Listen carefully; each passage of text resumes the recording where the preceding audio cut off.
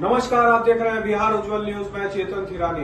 आइए देखते हैं आज की ताजा खबर को ICJS के साथ जोड़ देंगे, यानी inter operable criminal justice system. आप लोगों को जैसे जानकारी है, क्रिमिनल जस्टिस सिस्टम के कई सारे कंपोनेंट, पुलिस एक कंपोनेंट, न्यायालय एक दूसरा कंपोनेंट, जेल यानी प्रिजन एक उसका अलग कंपोनेंट, फॉरेंसिक साइंस लेबोरेटरी उसका एक कंपोनेंट, और प्रोसिक्यूशन डिपार्टमेंट भी उसका कंपोनेंट है जो न्यायालय में बहस करते हैं और सजा दिलाते हैं। अब पुलिस अपना CCTNS में डिजिटलाइजेशन जब पूरा कर लिया है तो अब हम उसको ICJS से जोड़ देंगे, और ICJS से जोड़ने पर हमारी सीधे जो FIR है वो अब सीधे न्यायालय में सामने दिखेगी, और न्यायालय के द्वारा किसी अभियुक्त को अगर रिमांड किया गया सीधे कोर्ट में वो दिखाई देगा।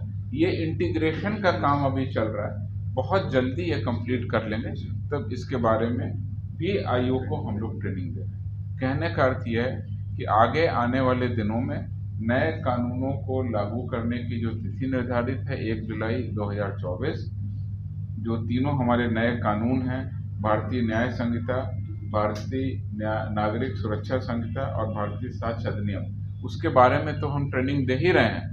हम फॉरेंसिक साइंस को कैसे यूज करेंगे उसके बारे में ट्रेनिंग दे रहे हैं, और डिजिटल पुलिसिंग हम कैसे कर सकते हैं उसके बारे में सभी आयोग को दक्ष बना रहे हैं, उनको ट्रेन कर रहे हैं। इसके लिए वृहद पैमाने पर हम तैयारी कर रहे हैं। सभी आयोग को लैपटॉप और स्मार्टफोन उपलब्ध कराने की हम लोगों ने व्यवस्था की है, और हम लोग शीघ्र ही उनको परचेज करके देंगे। इसके लिए हमने वृहद प्रस्ताव गृह विभाग को भेजा है। इसके माध्यम से वीडियोग्राफी, फोटोग्राफी, पीड़ित गवाहों का बयान, ऑडियो वीडियो रिकॉर्डिंग इत्यादि सभी काम आयोग बहुत सुलभता से कर सकेंगे। हर आयोग को एक जो लैपटॉप दिया जाएगा उसमें उस आयोग का कोड रहेगा। जैसे ही FIR दर्ज होगी, थाना प्रभारी अपने लैपटॉप से उसको इंडिकेट करेंगे, वो आयोग को सीधे FIR चली जाएगी और कोर्ट को चली जाएगी। आयोग अब फिर अपने लैपटॉप पे जा करके केस डायरी भी ऑनलाइन लिख सकते। तो इस तरह की अरेंजमेंट हम लोग बहुत जल्दी लागू कर देंगे। तो इस डिजिटल पुलिसिंग की भी ट्रेनिंग हम इन 3 दिवसीय कार्यक्रम में कर रहे हैं, और इससे बेहतर अनुसंधान होगा, कांडों का उद्भेदन अच्छा होगा, अनुसंधान में तेजी आएगी, और सबसे बड़ी बात है कि डिजिटल एविडेंस है वो उसमें किसी भी तरह की छेड़छाड़ नहीं हो सकती। लोगों का बयान लेने में, लिखने में और बताने में परिवर्तन हो सकता है, लेकिन किसी का फिंगरप्रिंट है, किसी का फोटो है, किसी की जो आंख की पुतली आइरिस जिसको बोलते हैं, उस आइरिस के अगर रिकॉर्ड घटना स्थल से मिल गए और वो डिजिटल डेटाबेस से हमारे मैच कर गए तो उस अपराधी को निश्चित रूप से सजा होगी। कोर्ट के द्वारा भी फॉरेंसिक साइंस एविडेंस को बहुत महत्व दिया गया है।